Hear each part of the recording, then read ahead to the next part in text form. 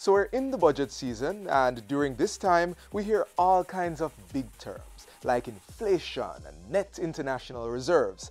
But what do they mean? Financial analyst Dennis Chung will be here to break down those terms inside Budget 101. Now let's start with the term budget. A budget is really just an expectation of what you want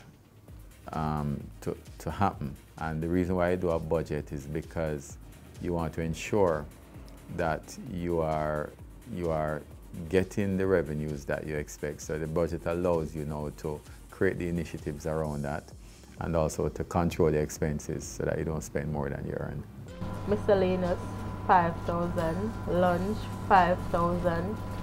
Wow, my budget looking good for this month. At least I don't owe nobody. Well, the government does practically the same thing. This is how the process works. The budget process begins with a budget call being sent out to all ministries, departments, and agencies of the government. Included in this call is a specific figure, or what is called a budget ceiling, in which they should operate. Cabinet then decides based on their programs if they should get more money. After that, the budget book is prepared and sent to the printing office. The Governor General then makes his throne speech outlining the government's plan, and usually later in the day, the Finance Minister tables the budget in the lower house. The Standing Finance Committee of Parliament will then meet to query the details or make changes to the budget where necessary. That's followed by the various budget presentations in Parliament. When those have been made, the budget is passed and the ministries, departments, and agencies begin to receive their monthly allocations. And that's how the process works. So now that you understand the process, let's move on to the terms. Take, for example, economy. The economy is really the accumulation of all the activity that takes place from working. So all the activities that is into production or consumption or anything like that, that has a value, that creates a value. There's also something called GDP deflator, which measures the changes in the overall prices. All the production in manufacturing, the output that comes from that, all the tourism services, all the value added created in the economy for that year is your gross domestic product. GDP is your production locally. Your economy is all economic activity that happens. So your GDP is really a subset of your economy. Then there's this one. So if I hear that inflation is going up by 10%? Inflation is just the movement of prices from one year to the next.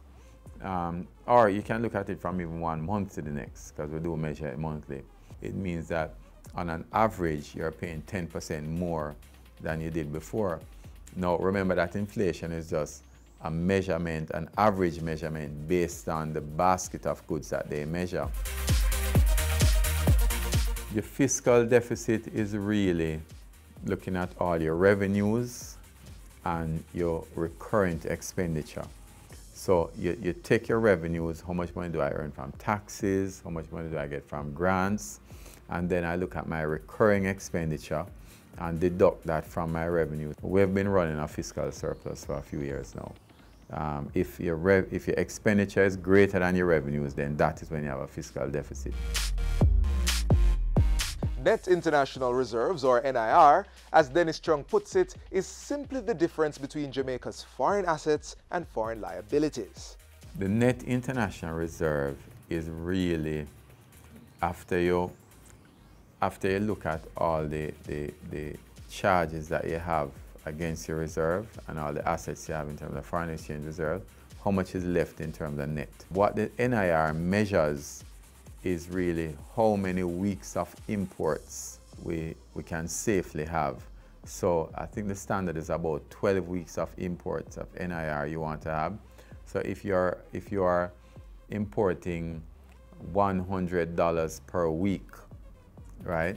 You want to know that you have 12 times $100 at least sitting at the BOJ, that if there's an emergency, and there's a shutdown of production and there's no value created in the economy for whatever reason at an extreme, at least I have 12 weeks of money there that I can go and buy things from overseas and pay my overseas debts and keep my economy moving. Your macroeconomy is your overall economy. And most times when people talk about economy, they're really talking about the macroeconomy. So how has inflation moved overall? The microeconomy now looks at the economy from the point of view of the individual or the firm. So my economy from a micro point of view might be different from the macroeconomy. Recurrent expenditures are expenses that always come on the budget, like wages and salaries. Think of it like your utility bills, water, electricity, or cable. And with that, we conclude Budget 101. I'm sure you've all learned something, and I'll give all of you a passing grade. I'm Theodore Henry. Do take care.